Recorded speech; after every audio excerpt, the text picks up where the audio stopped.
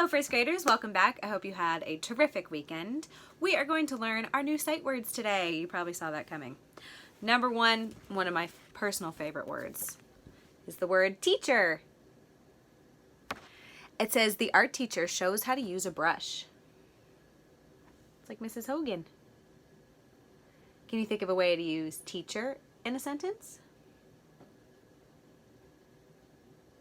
I have an easy one. I am a teacher. Teacher has an EA vowel pair and a digraph and an R-controlled vowel at the end. Number two is a hard one. Number two is the word studied. She studied the flower before she drew it. So it's to look at something carefully. Can you think of a way to use studied in a sentence? I studied before my test. Number three is the word surprised. What a long word. It has an ED ending, so this is past tense. He was surprised to see such a big statue. He looks very surprised. Can you think of a way to use surprised in a sentence? I was surprised when you made me cards for my birthday. That was so fun. Number four is the word toward. He walks slowly toward the art table. It means to get closer to something. Can you use toward in a sentence?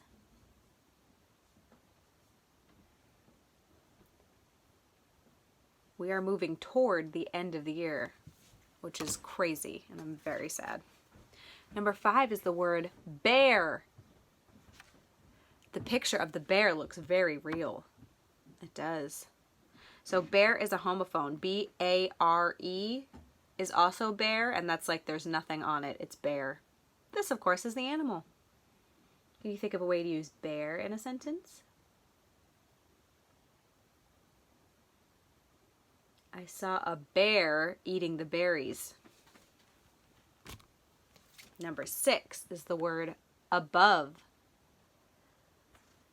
These shapes hang high above the floor.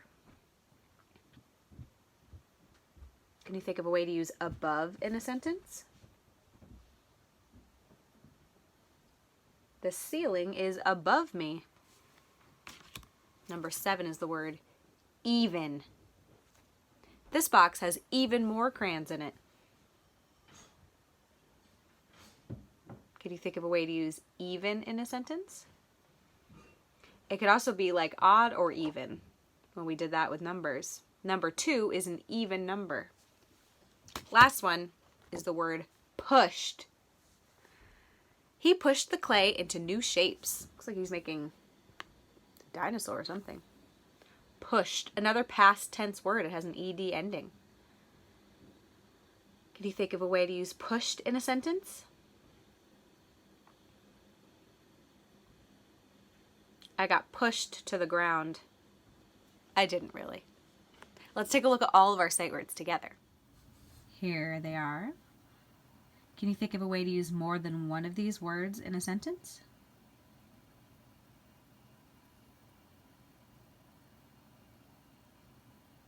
I pushed the paper toward my teacher.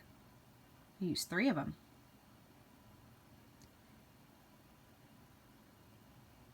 I was even more surprised when I saw a bear. Use three more. I would be very surprised if I saw a bear in person. This is sort of a tricky one to figure out, but I wonder if there are any guesses to what our story will be about this week.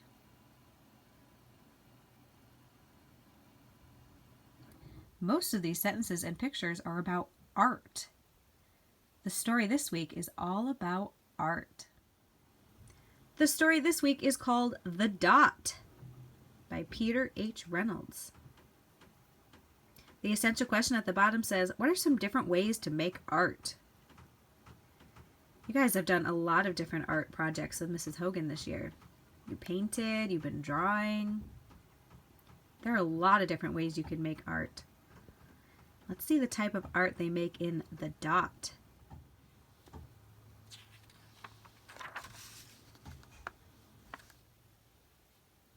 Now, the character in the story has sort of an unusual name. It's lovely. If you're not sure how to pronounce it, you could just say V, since her name starts with a V.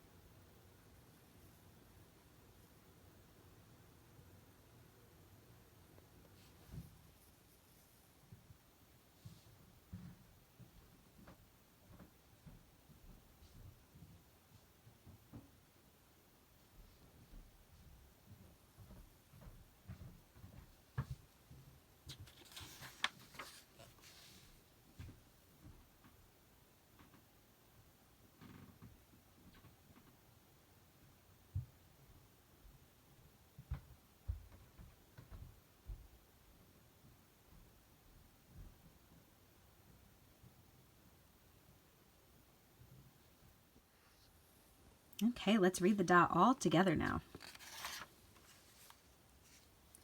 Art class was over, but Vashti sat glued to her chair. Her paper was empty. Look how she's feeling in this picture.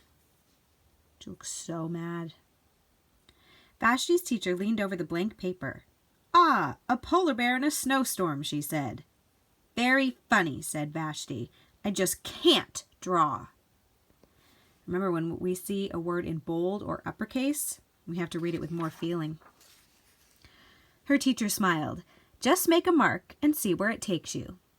Vashti grabbed a marker and gave the paper a good, strong jab. There! Ooh, I notice it's all red around her. She must be so angry. Her teacher picked up the paper and studied it carefully. She pushed the paper toward Vashti and quietly said, "Now sign it." Vashti thought for a moment. Well, maybe I can't draw, but I can sign my name. The color around her is changing. Remember on this page it was dark red. Now it's an orange color. I wonder what that means. The next week when Vashti walked into art class, she was surprised to see what was hanging above her teacher's desk. It was the little dot she had drawn. Her dot, all framed in swirly gold.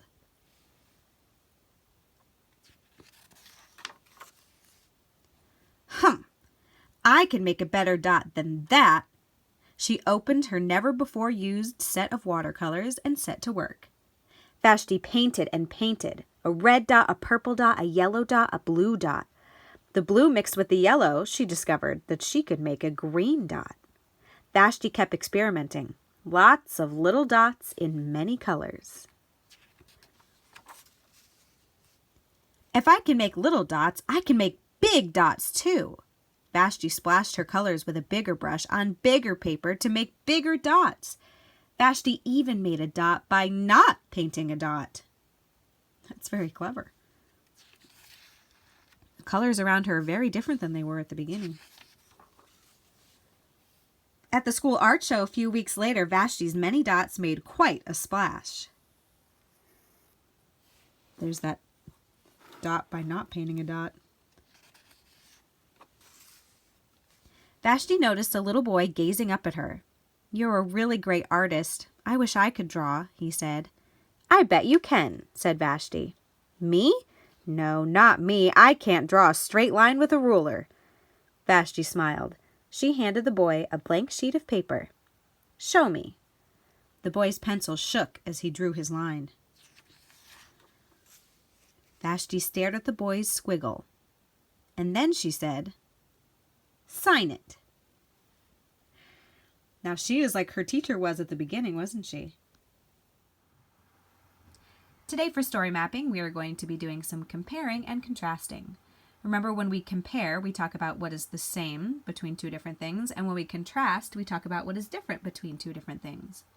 If you have your grab and go printed out, you can look at page 7.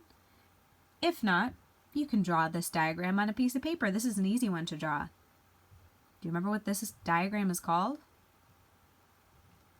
It is called a Venn diagram. A Venn diagram is used to compare and contrast.